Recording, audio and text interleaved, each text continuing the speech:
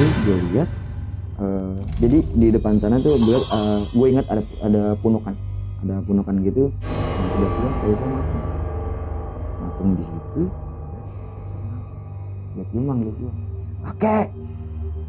Dari situ gue spontan, gue panjat tuh akar-akar, gue kejar, terus gue tangkap. Fel, lu kenapa? Lu lihat apa? Itu apaan?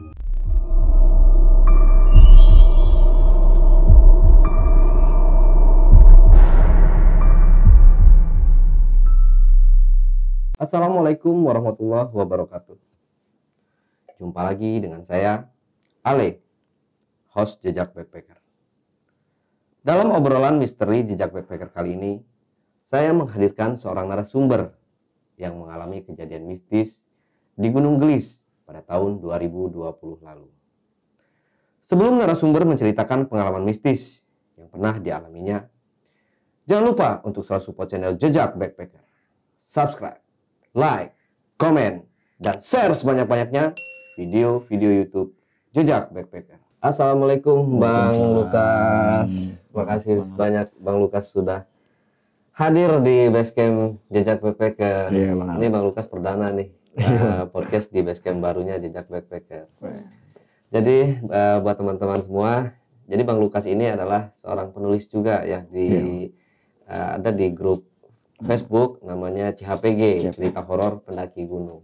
Nah teman-teman yang mau cerita yang horor-horor, banyak yang suka baca cerita mistis, ini gudangnya nih Bang Lukas. Jadi silakan teman-teman join di grup Cerita Horor Pendaki Gunung. Oke Bang Lukas, beberapa waktu lalu kan saya saya kebetulan join juga di grup ini Bang. Terima kasih juga udah di approve ya. Iya, Bang. Nah di sini Bang Lukas ini banyak banget cerita-cerita, mungkin dari yang dibawakan penulis lain dan Bang Lukas sendiri juga pernah mengalami kejadian-kejadian yang janggal atau di luar nalar manusia. Nah jadi untuk kali ini Bang Lukas akan menceritakan pengalaman mistisnya waktu pendakian ke Gunung Gelis tahun 2020 lalu. Oke, Bang Lukas, ini bisa diceritakan sedikit aja Bang Lukas biar teman-teman nih tahu pengalaman mistis yang nggak bisa dilupakan oleh Bang Lukas sebenarnya itu seperti apa sih? Jadi kejadiannya di tahun 2020 tepatnya di tanggal 26 Juli. Gue kesana 6 orang dan terbilang gue seperti masuk ke sebuah dimensi lain Bang. Masuk dimensi lain dan sempat tersesat selama beberapa jam. Ya itulah paling Bang. Oke. Gitu. Disimpan dulu ceritanya Bang, kita lanjut setelah ini. Sebelum Bang Lukas Prayitno menceritakan pengalaman mistis yang pernah dialaminya, saksikan setelah OMG yang satu ini.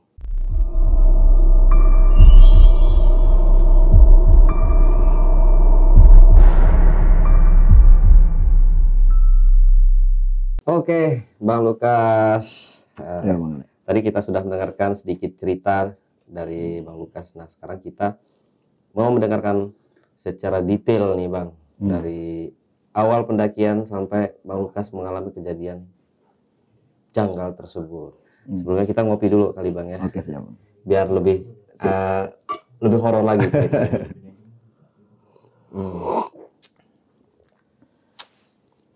Oke, Bang Lukas. Bisa langsung aja dimulai Bang ceritanya. Oke, jadi gini Bang, kejadian ini tadi gue ngomong di tanggal 26 Juli 2020. Jadi gue sama kawan gue namanya Utis tuh, Kang Utis, ya gue panggil Kang Utis. Okay. Kang Utis ini juga sempat punya kejadian mistik juga waktu itu. Dia tersesat di Cermai 3 hari waktu itu. Nah gue bikin open trip sama dia, kita ngadain ke Gunung Gelis di daerah Sumedang tepatnya Bang.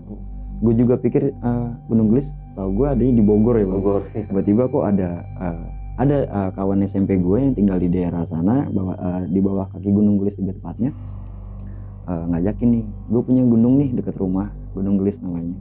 Jadi kita coba bikin open trip. Yaudah, Nah tapi gue bikin trip itu nggak mikir kalau waktu itu covid lagi kenceng-kencengnya nih bang. Iya. Lagi kenceng buat covid, banyak PPKM segala macem. Yaudah akhirnya tetap di share nih, pamflet itu di share dan kita dapat 6 orang. Ada 6 orang termasuk gue gitu. Target kita sih 20 gitu kan, target itu 20 atau 15 orang gitu. Udah akhirnya yang terjadi cuman 6 orang. Yaudah akhirnya gue putusin buat tetap lanjutin open trip itu. Oke, tapi yang kawan gue yang mutus ini tiba-tiba ada acara keluarga, akhirnya dia nggak bisa ikut. Yaudah gue berangkat tanggal 25 pagi janjian sama kawan gue cewek namanya Felisa, janjian di Terminal Bekasi. Nah gue naik bis dari sana sekitaran jam setengah 8 pagi tuh bang. Sampai di sana, dari sana udah tuh kita naik bis setengah 8 berangkat. Singkat cerita kita sampai di daerah namanya Parakan Muncang. Itu sekitar jam 12 siang bang. Jadi sampai di sana gue turun dari bis, gue sampein warung dulu. Posisi handphone gue lobet nih bang. Akhirnya gue cas dulu. Gue ngubungin kawan gue yang dia ada di bawah kaki Gunung Gelis itu, namanya Mas Eko. Mas, gue udah sampai di Parakan Muncang nih. Gue bilang gitu kan.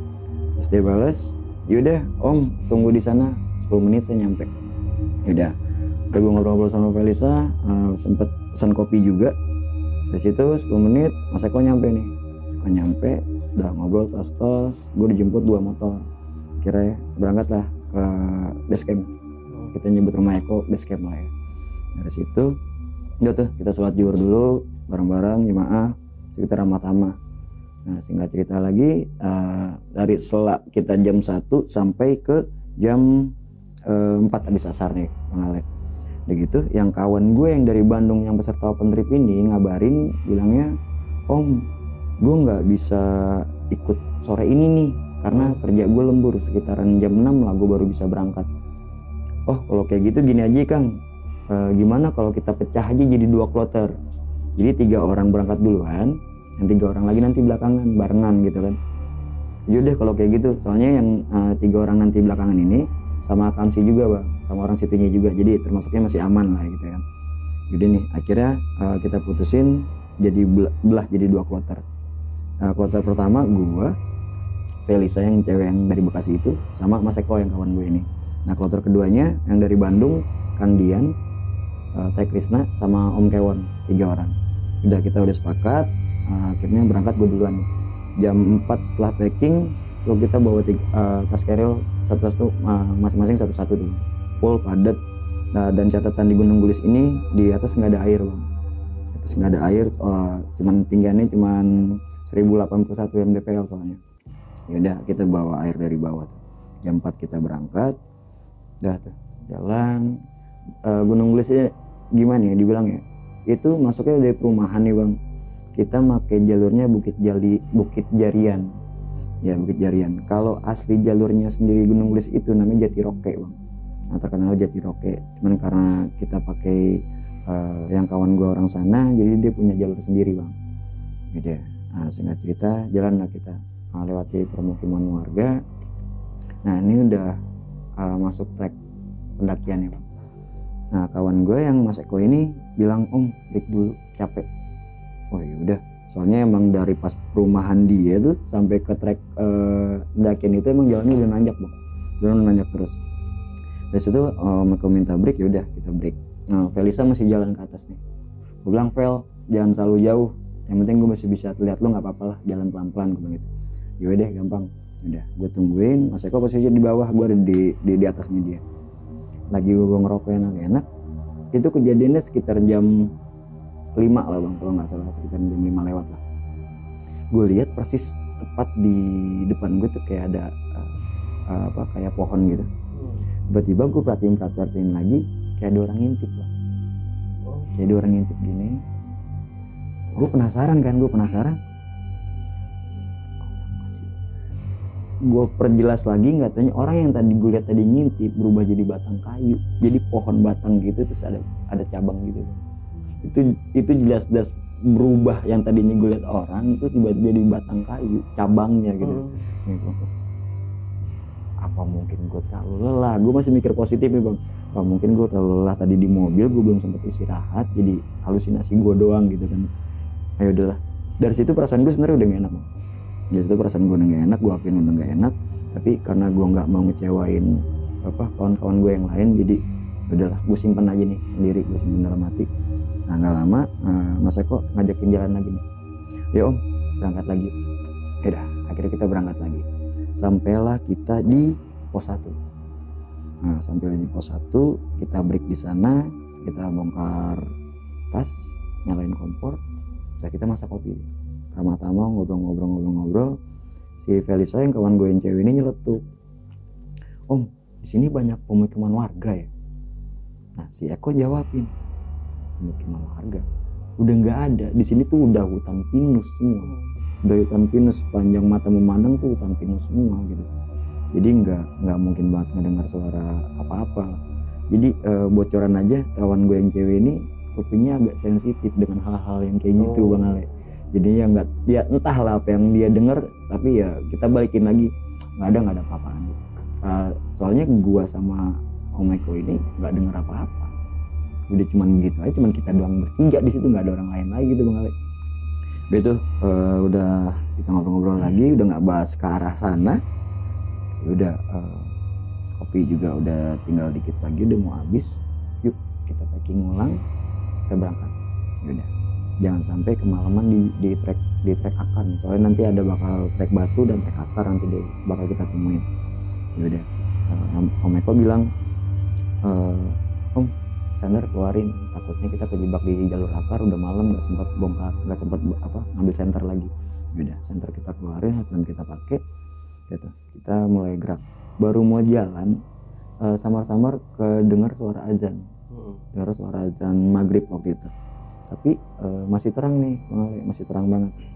Jadi akhirnya kita menghormati, kita break lagi, akhirnya nungguin sampai 10 menit sampai azan berakhir baru kita berangkat lagi. Nah singkat cerita udah 10 menit kita nunggu, akhirnya kita berangkat. Jadi ada sebuah pohon nih Bang Ale, sebuah pohon, kita ngebreak di sebelah sini nih.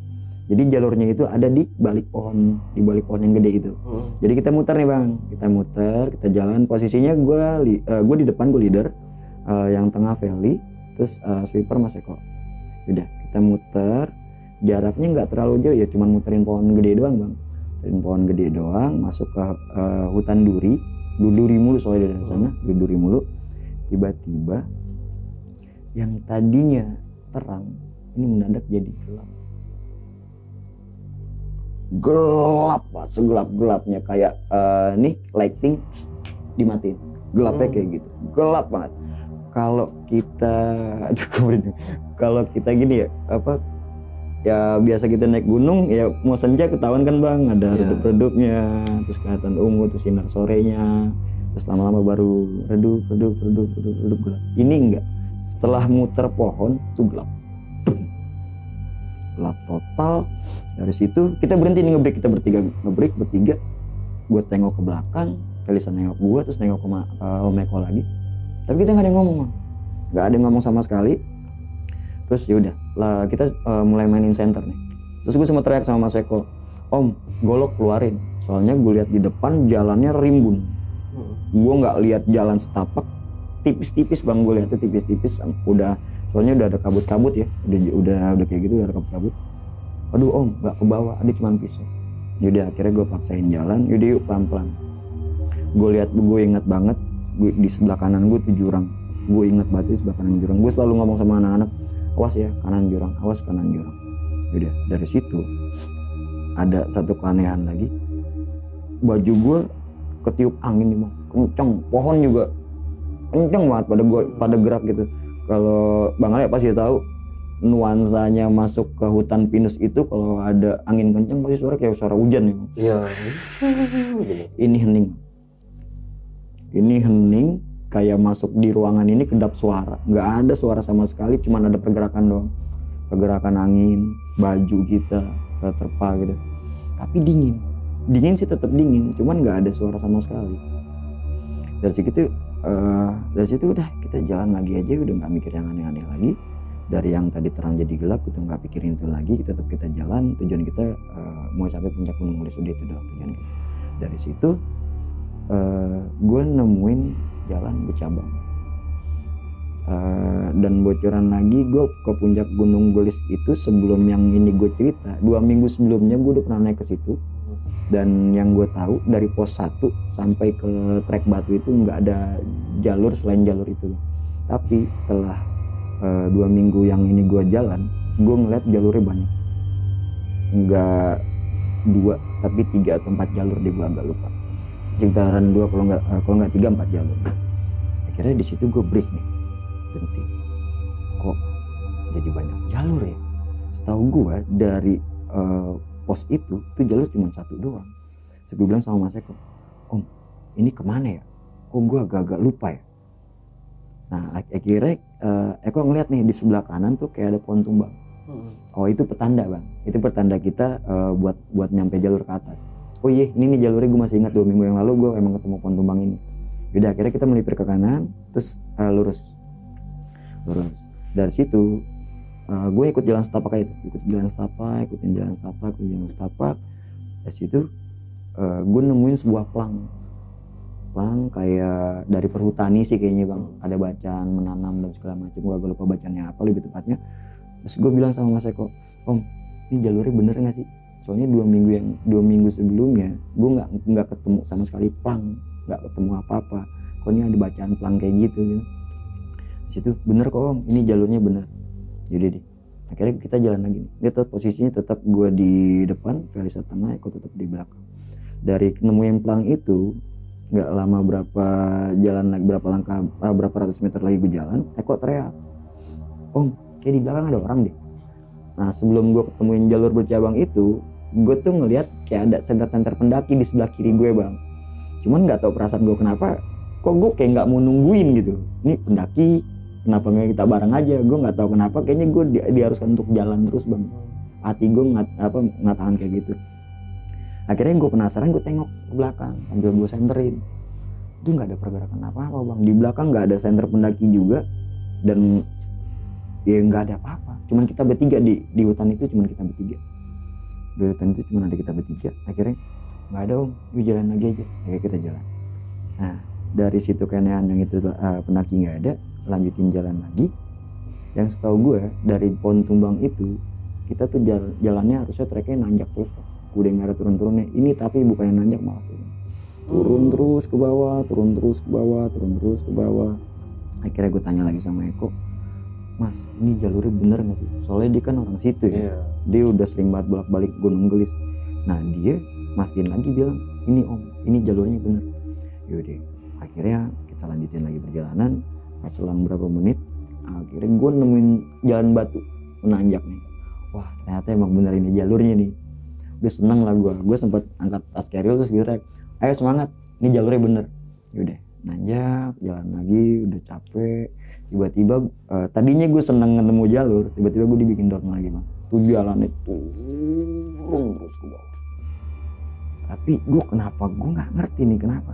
Itu gue tahu itu bukan jalurnya, tapi gue dipaksa untuk jalan terus. Gue nggak tahu siapa yang ngebawa otak gue itu, gue juga nggak ngerti. Pokoknya gue mau jalan terus. Tapi makin jalan makin turun, gue nanya sama Eko lagi nih, gue mastiin lagi, Mas ini seriusan, ini jalurnya bukan, gue bilang gitu. Terus kata Eko, bener, ini jalurnya Om.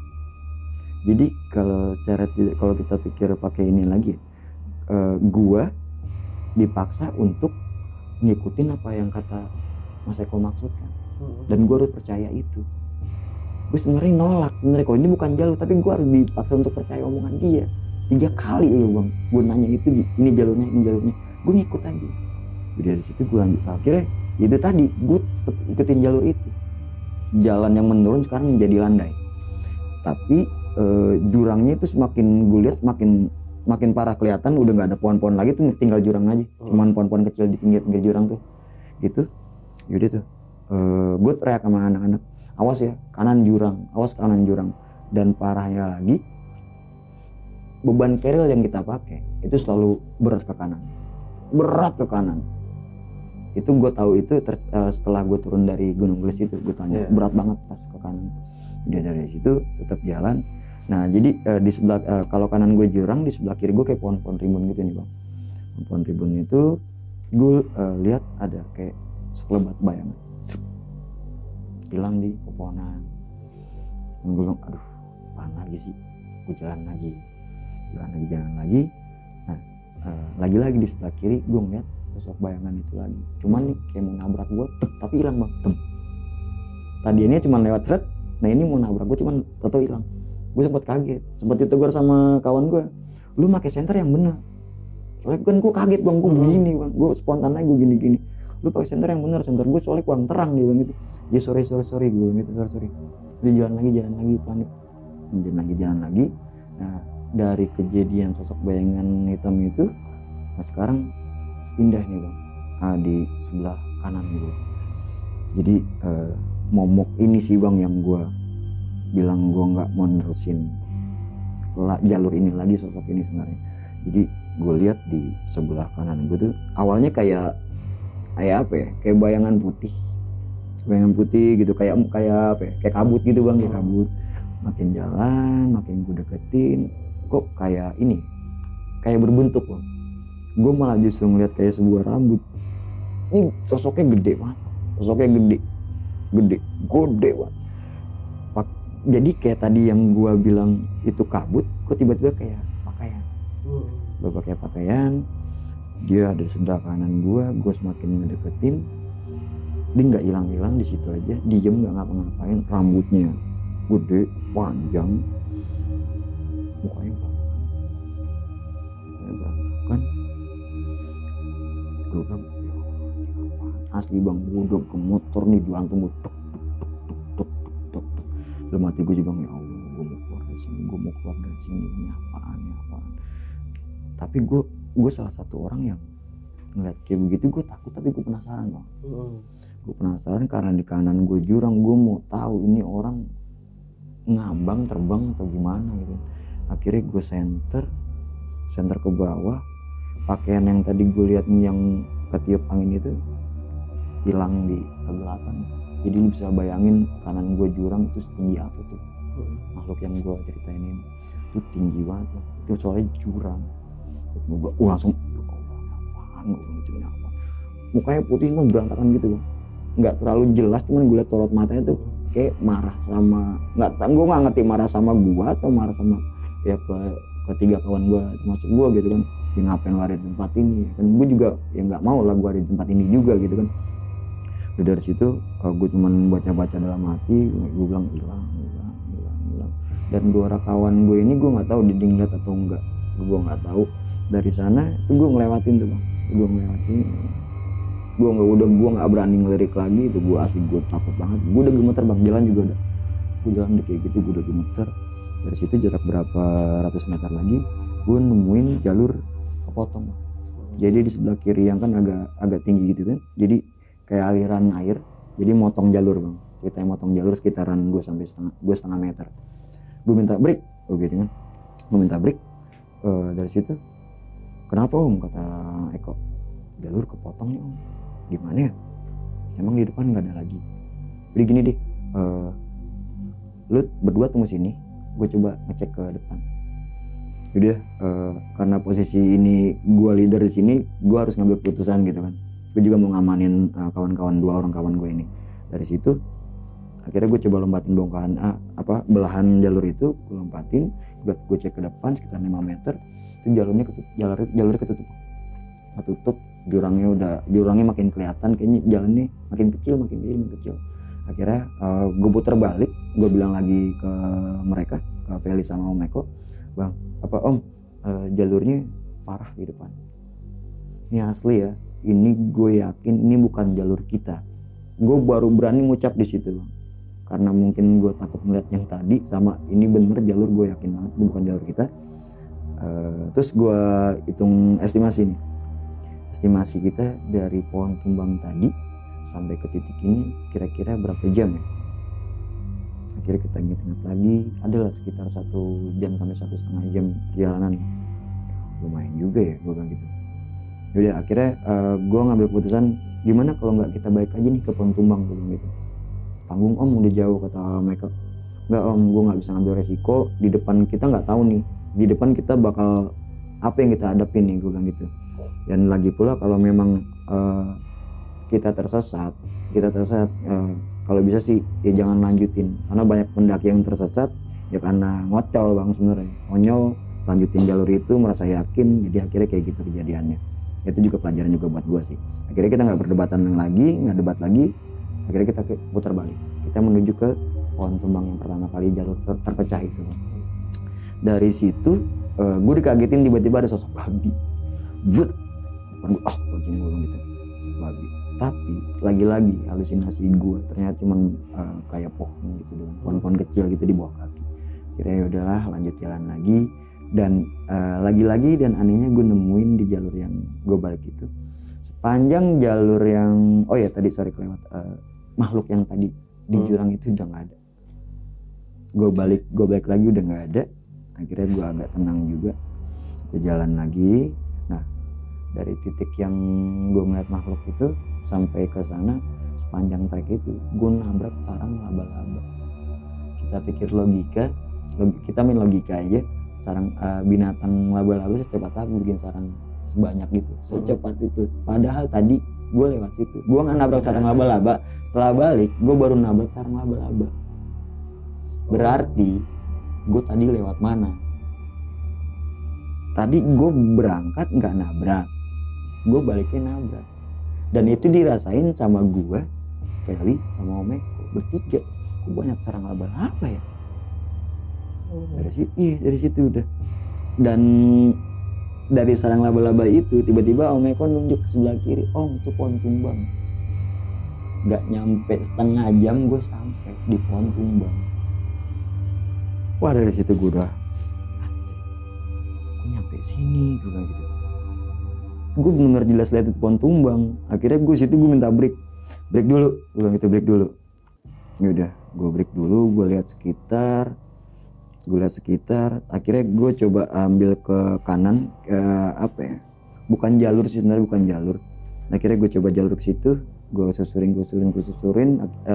Lebih tepatnya gue ngebelah jalur, tiba-tiba gue nemuin jalur batu, nanjak gue senter. Dia jalurnya. Akhirnya karena gue di jalan jauh, gue udah capek, gue teriak nih dari atas, Om, Vel, naik, jalurnya ketemu, gue bilang gitu, jalurnya ketemu. Udah, akhirnya dia berdua nyusul gue, dan bener itu jalurnya nih Om. Nah bang, jalurnya bener ketemu. Ini benernya jalurnya nih, dia bener jalurnya, gue udah yakin banget ini jalurnya. Gue masih ingat 2 minggu yang lalu gue pakai jalur ini. Dia dari situ kita udah seneng, semangat lagi. Tetap gue di depan, Felisa tengah, Mas Eko tetap di belakang. Gue jalan lagi. Dari sela-sela perjalanan, Felisa nyeletuk lagi. Kayak bentar lagi puncak ya, gitu. Puncak. Oh iya Vel, dikit lagi, paling 10 menit. Padahal masih ada 1,5 jam lagi. Dan ini lagi-lagi teman gue, kupingnya sensitif. Dia dengar di atas tuh, didengar pokoknya di atas banyak orang gitu. Yuk dikit lagi. Udah. Dari situ kita masuk jalur batu dan berganti di jalur akar sekarang. Jalur akar. Mas Eko minta break nih. Om, break dulu, capek. Dari situ break dulu. Felisa tetap jalan ke atas. Sekitar berapa lama kita break? 5 menit kalau nggak salah deh. Kita minum. Akhirnya jalan lagi. Felisa sama gue udah agak berjarak nih, abang. Udah berjarak. Di situ gue lihat, jadi di depan sana tuh gue lihat, gue ingat ada punukan gitu.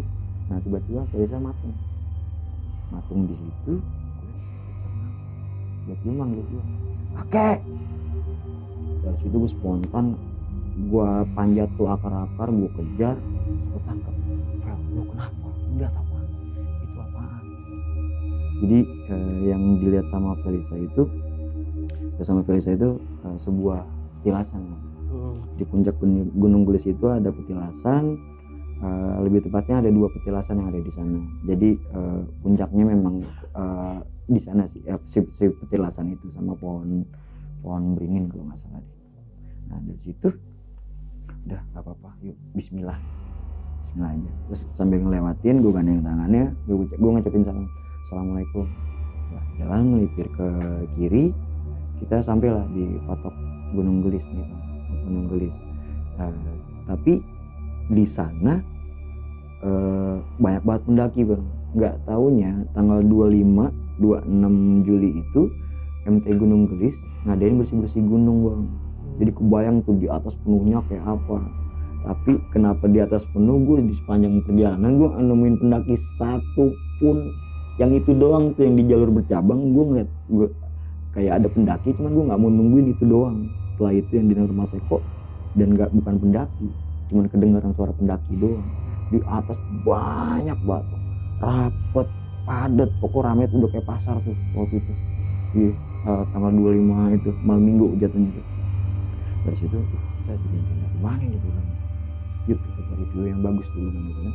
Nah jadi di Gunung Gelis ada view yang bagus, kayak ada sebuah bongkahan batu gitu dan viewnya Gunung Gelis inian lah, kota Sumedang lah gitu. Nah, dari sana tapi di situ penuh orang tuh, banyak orang. Akhirnya ini gimana nih om, gini aja deh, kita balik lagi di dekat patok di sebelah kanan, kayak cukup lah 2 tenda gue bilang, kita babat sedikit gue bilang gitu kan. Udah dari situ kita baliklah ke tempat itu. Tiba-tiba anginnya kencang bang, anginnya kencang, kita buru-buru pasang tenda 1 berdiri, tenda 2 berdiri. Akhirnya yaudah dah, dari situ kita masak-masak. Dah dari situ kita bikin kopi nih bang. Kita bikin kopi sambil nunggu kloter kedua datang kan. Kita muncak dari jam 5 sampai ke Gunung Gelis malam itu sampai jam 9 malam karena nyasar tadi kan, nyasar tadi. Aslinya mah ke Gunung Gelis cuma 1,5 jam juga nyampe sih bang aslinya. Iya, sampai jam 9 malam kita baru sampai. Dari situ udah ya akhirnya kita makan mie sama bikin nugget waktu itu. Nah dari situ kita ngobrol-ngobrol, gue udah mulai ngantuk ngobrol di tendanya Eko kan. Si Feli tenda yang di depan gue gitu kan. Dari situ karena memang anginnya kenceng, gue sama Mas Eko khawatir kan karena cewek sendirian. Terus Eko punya inisiatif, bang om lu temenin Felisa aja di dalam, lu juga ngantuk tidur istirahat, gue nungguin anak-anak deh. Ya dari situ jadi gak apa-apa nih, mas gue tinggal ya gak apa-apa. Yaudah akhirnya gue masuk ke tenda Felisa kan. Di situ gue tidur nih bang, gue tidur. Perasaan gue baru merem, tiba-tiba gue kebangun karena haus. Kira gue bangun, gue minum. Gue cek handphone, nggak tahu di jam 3 pagi. Gue baru merem, tau di jam 3 pagi. Dahsyat banget, gue bilang tidur gue cepat bener, pikir gue tau jam 3 selama itu. Udah gitu posisinya tenda masih sunyi-sunyi aja. Kan pasti kan pikir gue gini loh, yang kloter kedua pasti udah sampai kan, soalnya di jam 3 pagi. Kok ini sunyi-sunyi aja. Begitu gue di dalam tenda cuma berdua doang sama Felisa.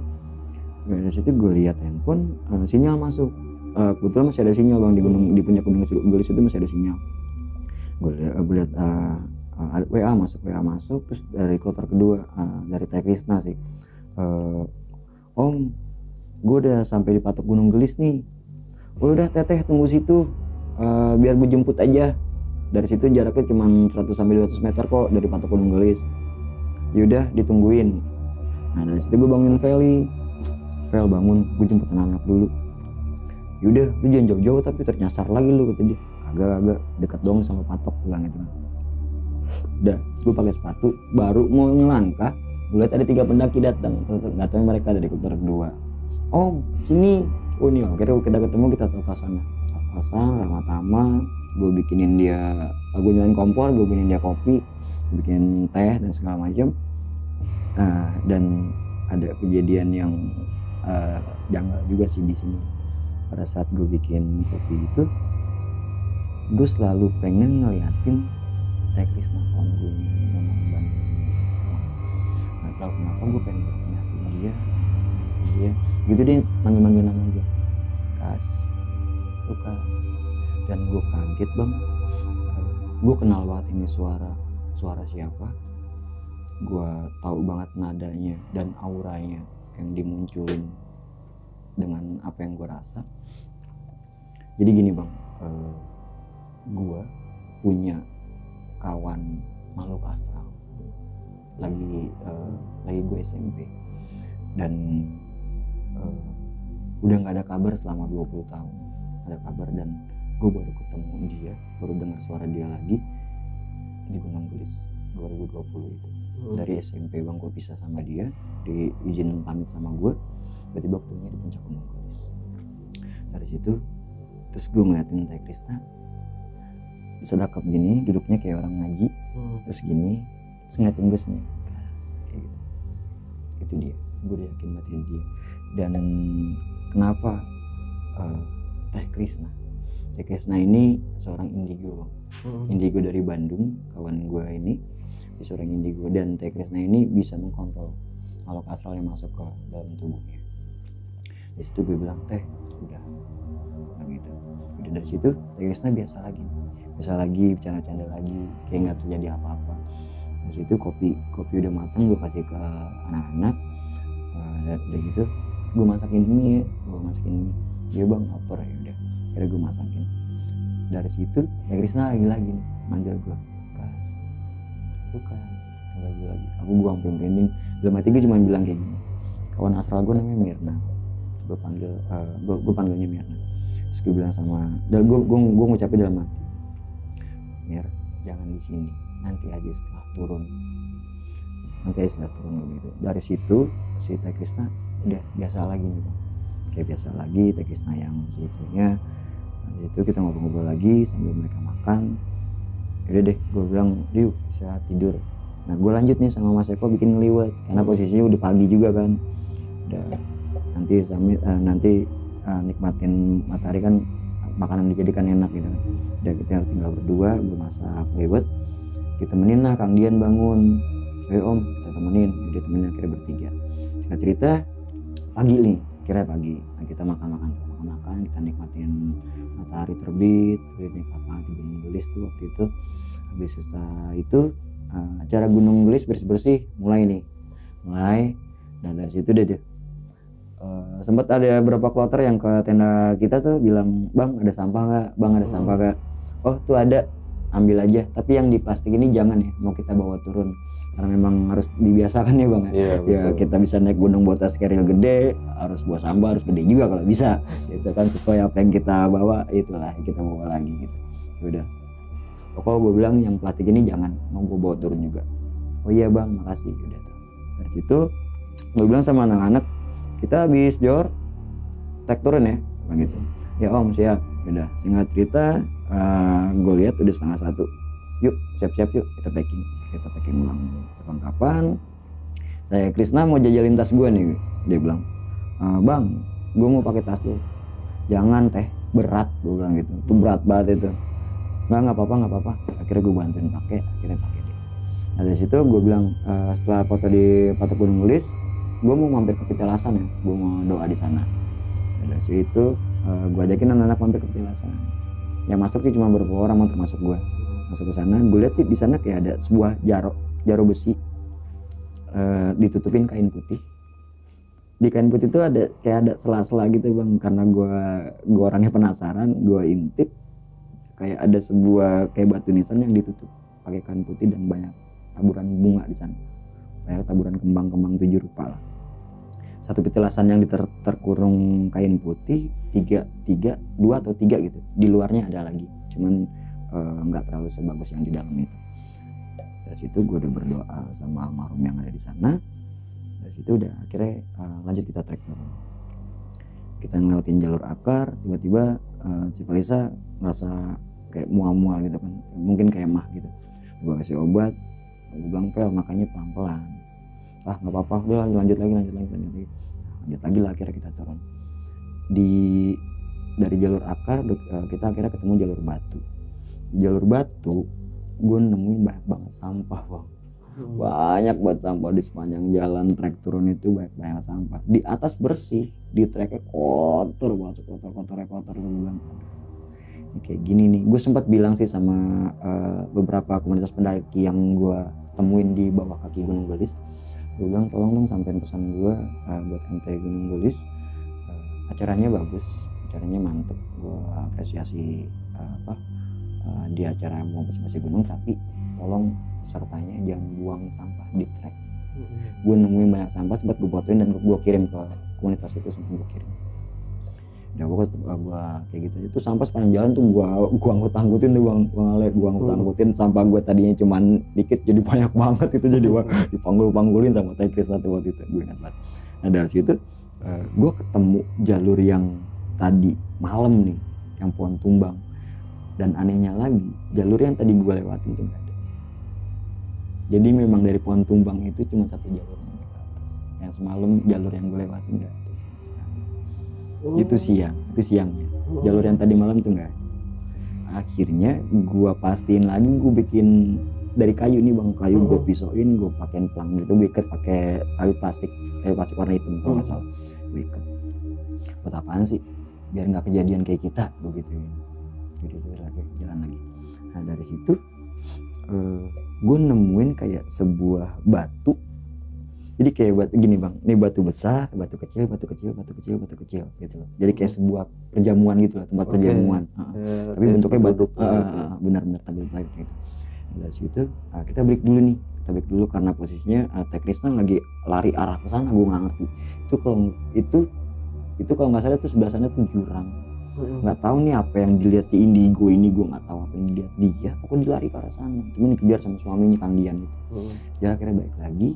Gue kasih kopi mereka berdua, habis minum kopi yuk jalan lagi. Nah ternyata gue cari tahu itu batu apa sih, soalnya nih batu bentukannya aneh.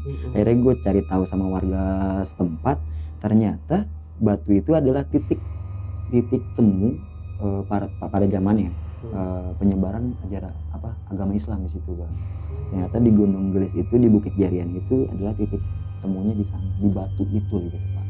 Gue nemuin sebuah sejarah yang itu masih konon sih, tapi beberapa warga yang gue tanya memang iya kan, itu adalah titik temunya di situ, penyebaran agama Islam.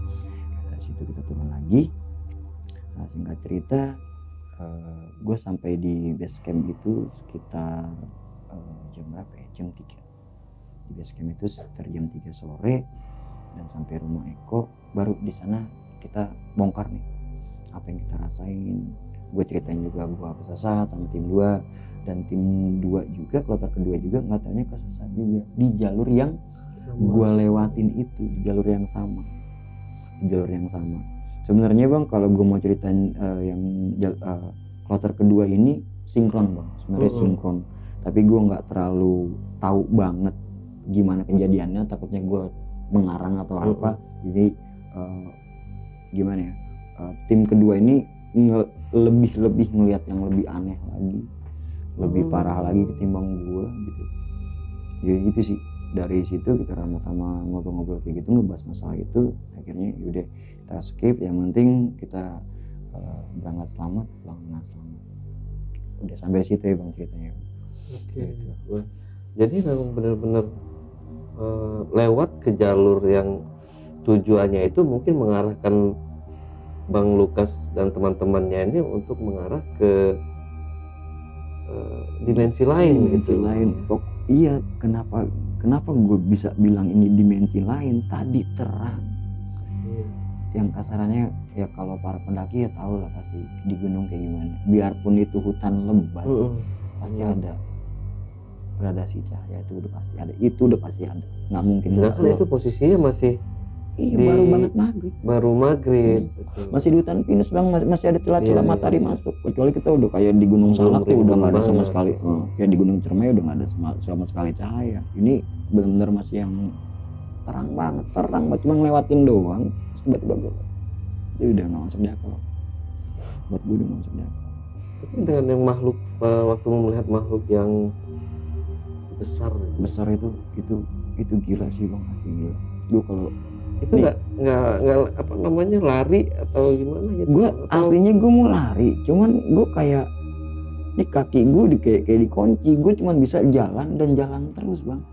Gue nggak berhenti, gue lari gue nggak bisa, gue jalan aja lewatin dia udah. Dan tuh makhluk itu tuh nggak ngapa-ngapain, cuma ngeliatin gue gitu doang. Udah. Jadi dia sama sekali nggak gerak juga enggak, cuman gerak si pakaian yang gue bilang kayak kabut itu cuman kayak ketiup angin, cuman embus Bang, gue ngeliat di sananya tuh gelap, di belakangnya dia gelap. Oh, jadi dia Gitu. kayak semacam bayangan lah, Iya, kayak tembus kabut, pandang kayak lah, kabut kayak gimana sih, gitu. kayak kabut kayak gitu lah, lebih tepatnya kayak kabut. Cuman ngejuntainya tuh bener jelas banget, ngejuntai sosok putihnya gitu tuh. Berantakan gede gitu. Itu yang bikin gue down sebenarnya si makhluk itu. Sedangkan kalau si Teh Krishna ini dia kan indigo tuh. Waktu perjalanan pendakian itu yang mengarahkan ke dimensi lain itu ngelihat apa namanya makhluk-makhluk tak kasat mata itu atau gimana tuh? Kalau menurut setelah kita cerita yang di base camp itu, dia Teh Krishna malah lebih parah ngeliatnya. Dia ngeliat kayak ada makhluk tinggi besar, mereka dikangkangin gitu, kaki dikangkangin, mereka di bawah. Terus ada satu makhluk yang kalau menurut Teh Krishna ini menyerupai gue bang, cuman bentukannya udah kayak orang kayak kebakar, angus gosong, begitu ngeledek kesasar ya, ngeledek kesasar ya. Oh gitu. Iya, kesasar ya, gitu ngeledek, senyum-senyum nyeringai ngeledek gitu gimana sih, kayak orang kita lihat orang kita kayak gitu kalau si Krishna cerita itu. Dan dipakai GPS itu jarak dari jalur pendakian sampai titik itu tuh jauh. Tiba-tiba diterabas sama kloter kedua, diterabas cuman ngelengkapin 2 gundukan itu tuh jalur, tapi GPS jauh banget, itu udah nggak masuk di akal juga. Diterabas ternyata cuma 2 gundukan, itu jalur Jatiroke namanya. Jalur Jatiroke, jalur yang benernya jalur Gunung Gelis itu Jatiroke, namanya jalur Jatiroke gitu. Setelah terabas cuman lompat doang ternyata. Iya. Terus yang di batu tadi itu kan posisinya siangnya sekitaran jam 2:30, 3. Yang ngelihat sih si Teh Krishna sama Kang Dian termasuknya orang bisa juga, cuman kalau dia lebih ke auranya. Pada posisi itu dia lihat kayak ada ular gede banget, ularnya gede banget, cuman kepalanya setengah badan manusia, bentukannya kayak cewek, kayak pakai mahkota kayak Jawa gitu. Kayak mahkota Jawa, setengah badan, terus ular. Sepintas mungkin mirip Nyi Blorong gitu ya. Mungkin. Dan ularnya kalau dia jabarin sama mereka segulungan kasur, besarnya segulungan kasur, dan melewati pendaki yang lagi turun dari atas, melewati. Ini gini dong, ngeliatin pendaki itu sampai ke tempat kita. Dari situ udah kita tapi dia di posisi yang di batu itu dia nggak cerita sama sekali, dan disimpan, bener rapat-rapat disimpan, dibongkarnya setelah di base camp itu baru tahu gitu. Kacau sih emang benar juga mitos yang di Gunung Gelis itu ada Dewi Ular gitu. Itu Oh, Dewi Ular ya, ada benernya juga. Sosok kenapa dinamain Gunung Gelis itu mungkin ada kaitannya sama yang si ular yang dilihat sama Teh Krishna. Jadi ya karena bentukan wujud siluman ular itu karena wajahnya yang mungkin yang gelis, yang cantik lah. Wajahnya cantik. Kalau dibilang sama Teh Krishna sama Kang Dian sih wajahnya cantik, bagus, rapi, terpancar auranya cantik gitu, terpancar gitu lah. Cuman ya bagian tubuhnya itu segulungan kasur gede banget. Gue mau ampun kalau ngeliat gituan mau kabur kali. Oke, Bang Lukas, mungkin ada tambahan terakhir buat penonton di rumah ya Bang? Iya, untuk subscribernya Jejak Backpacker, gue cerita ini bukan untuk menakut-nakuti, sama cuman buat share pengalaman gue, ambil yang baik-baik, buang yang tidak baik, ya paling gitu. Oke, siap Bang Lukas, terima kasih. Ya. Nah, Backpackers, itulah tadi obrolan misteri Jejak Backpacker bersama narasumber kita Bang Lukas Prayit. Jangan lupa untuk selalu support channel Jejak Backpacker, subscribe, like, komen, share sebanyak-banyaknya video-video YouTube Jejak Backpacker.